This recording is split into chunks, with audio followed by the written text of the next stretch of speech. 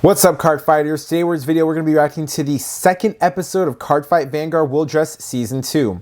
This episode we are now getting introduction to the new Dark Stakes ride line, as well as a new character called Sophie Belle, where she's going to be playing against Raika in his new Youthberg strategy, and I'm very hyped for this episode. If you guys did not see my reaction to the very first episode of Cardfight Vanguard Will+Dress, that will be left down in the notes up here as well as in the link description below. You can also check out my reaction to the entirety of Season 1 of Cardfight Vanguard Will+Dress in the description of this video as well. Let's go ahead and delve right on in. Stand up, Vanguard. Al Magistar Pipus equal? Nicia? Al Magistar Short equals Sparta. She did drop a crit, that's weird. What's with the equal? What does that mean?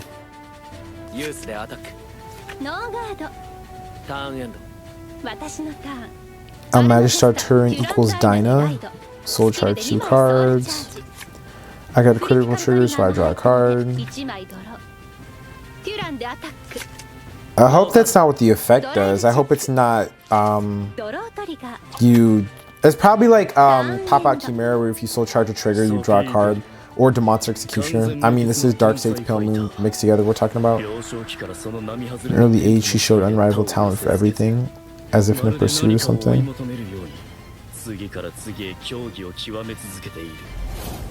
She's on to Vanguard.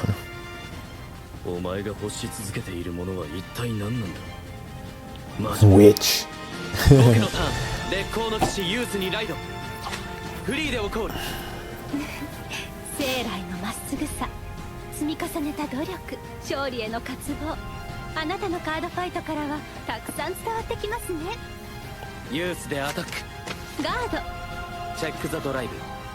Critical trigger.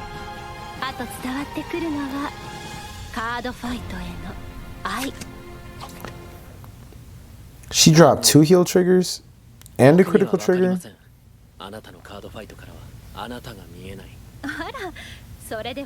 My witch-like character.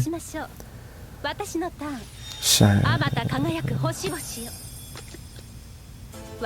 Alright, show it to me. Al Magistar Astro equals Unica. I call turn and short from the soul. Kit's Peak. Oh, okay. So this is gonna be a great. Oh, this is gonna be like Transrodor. So this is gonna be a deck that focuses on. I'm assuming it's grade zeros because you're saying trigger unit specifically, and she's been guarding with trigger unit specifically the entire time. All right, what do you do? So blast 3 cards and bind all the critical triggers included. Now that I have 2 criticals in my bind zone, I gain 2 effects. I retire if reading a critical +1. That's it?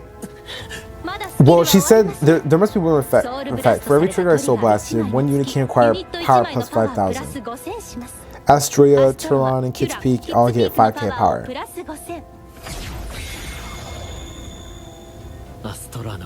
Due to the nature of the deck, she must have the maximum of criticals. Okay, I'm not losing that much. It's kind of mid, in my opinion. There's Kit's Peak, and then what's going to be a critical trigger? Yeah, it's kind of mid in my opinion. Like, I don't know what the third effect is, because I think she got, what, a crit, and she gets to blow up the unit, so, and she gets power card to soul blast. Is the effect, well, I mean, we'll know the turn after, because I don't think she's going to survive the Youthberg turn anyway and go to that, because, you know, for anime reasons. But is she, like, is the effect based off the number you already have bound, or is you have to bind them every single turn? Because if that's the case, I don't know, the deck's kind of weird. But what I'm happy for, now that I'm thinking about it, is I'm hoping that at least some of this support is generic, so we can finally play Transrotor, the Sky Feathering Blade system. If that's what, like, if you can play some of that support with this and this new ride line for that, that'd be pretty cool. That would actually make that deck viable, because that deck's biggest problem is the fact that you have to, if you don't have your inhale pits, so you can't get access to them, you can't play the deck, because you need 6 grade zeros in there. This card puts triggers from the drop zone into the soul, so I'm hoping that maybe like a few of these cards are generic so that, you know, both of these decks are viable to play. I still think that Astrea, based off what I see, anything that gives crit and drive and blow something up, I think is better. And I'm sure that some of the support is locked onto her, so the deck would have a huge consistency buff, but it'd be really good to see that support. Alright, Raika, doing Youthberg shenanigans. He's playing the new Dolbrag card. For those of you guys that don't know what Dolbrag does, essentially it gives him the ability to give Youthberg 5k power, and I think you get to superior call something.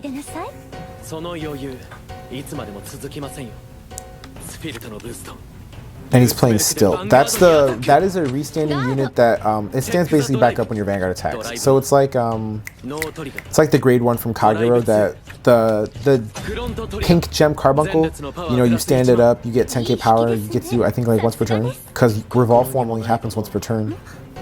This is pretty interesting so far. Uh-oh.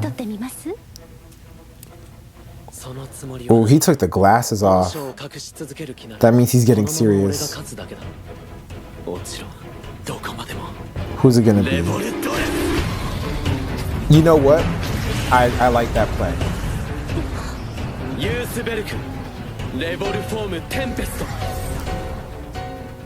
So at least Raika's making the correct moves. I always agree with Tempest.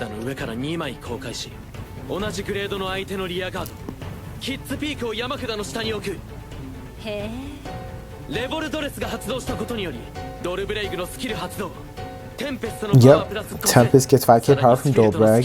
Fifth skill, Svilt's skill will stand, it gets 10k. So you get a 15k booster going to your Tempest with a 5k. 28k, Dolbrag gets another 5k. And then I don't think, I forgot what the triggers were last turn, but you're already hitting magic numbers. So yeah, this is a pretty good card fight so far. Raika's making all the right moves, I'm not mad at it.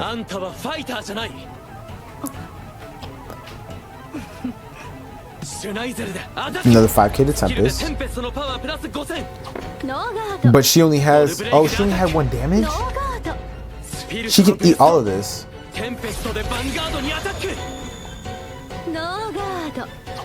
She didn't have to touch her hand. That makes sense. With all, I didn't know she only had 1 damage. I felt like he pushed harder. No, because she guarded earlier for the skills. That's right. That's what he was talking about. I wasn't paying attention. I must have skipped that part. Oh.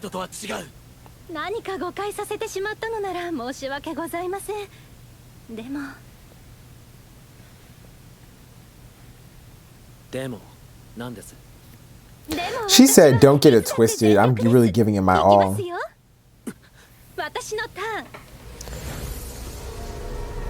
What, did you get Persona Ride? Yup. Alright, now now you gotta do it again. I can get a better understanding of the skill. Increase your Harris Tempest, so she'll turn down to nothing. Yurikon. Turon's skill. Turon is the grade 2. Okay, so that must be the one you need. See, she binds a critical too. Oh, okay. So that actually makes the card a lot better now. The powers get, because that means that the skill is just bound by the criticals you already have bound. You don't have to do it 3 times every single turn. I thought if you had to bind criticals 3 times every turn, you can only do that twice, because in Overdress you're limited to 8 criticals, so there's only so much you can do. Retire rearguard critical +1 and get it up drive +1. That is not bad at all. Turon, Buricon, Aram. Yeah, this time she can give the 3 units 5k power, because she put him into the soul. She's got access to the 3 critical bind. You know what? That is actually not bad at all. It's mid as hell, but it's like a strong mid. But you know, I understand that this is her first wave of support, so I'm not mad at it. Buricon gets 10k power and a critical trigger. Not surprised there, because no trigger. What's it gonna be? Critical trigger. So at this point, she's used all of her criticals, I think.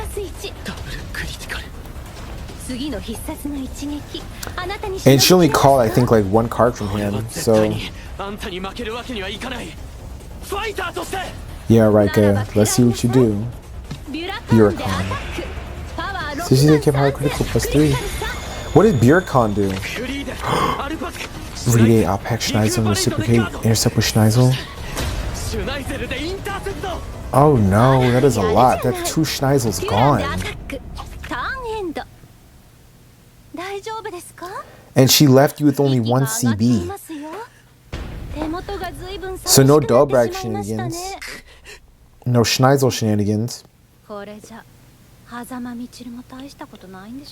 Oh, and she's coming for Michiru? In front of Raika? Oh, he's about to lose his mind.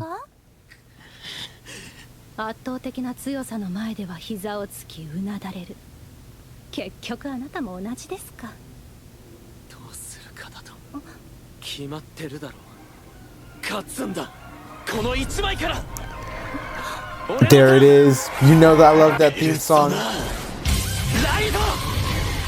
Okay, he had the Persona ride. Gust, Dolbrang. He's gonna get 3 attacks because he's got the revolve form in his hand.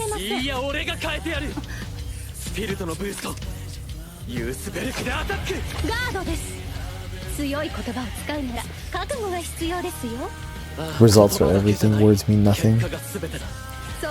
Alright, so you're at 43 to his 18.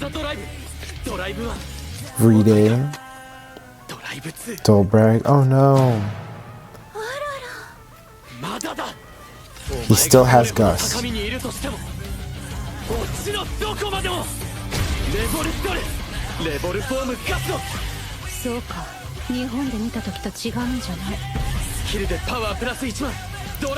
And then Sphiltori stands, becoming a 15k booster. Dolbrag will get 5k. So Gust is 28 plus 15, that's 43,000.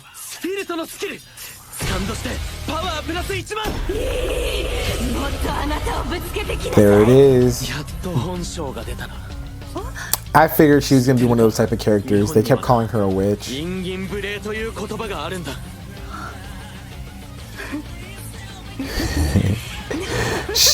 scoundrel.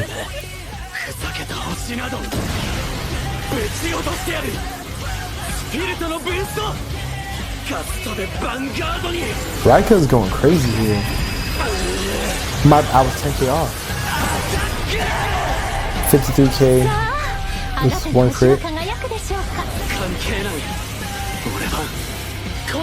Is he gonna pull a crit on his own or is he gonna flop? He got the critical! And you used up 2 to 3 heals.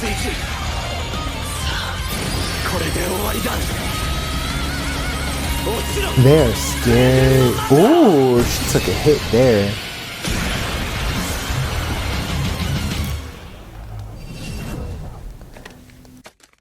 And Andromeda. She got Vanguard.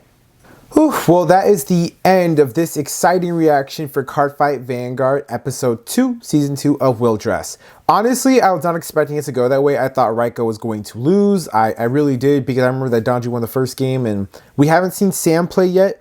I don't know what will happen in the next episode. It was in the trailer. It shows it's going to be Michiru versus the green-haired guy, the announcer. And hopefully we finally get to see the Dragon Tree deck. I know that that is sort of the main thing about the entire set for Dragon Tree Invasion. I'm very excited to see that deck. I know that is a deck that allows you to play every card from every single nation. That's all I know about it so far, but I'm very excited to see how that's going to happen, hopefully within next week's episode. Card Fighters, thank you so much for staying tuned with me and watching this episode with me. Continue to watch this series on as we get a new episode every single week. Stay tuned for that, and I'll see you later. Peace.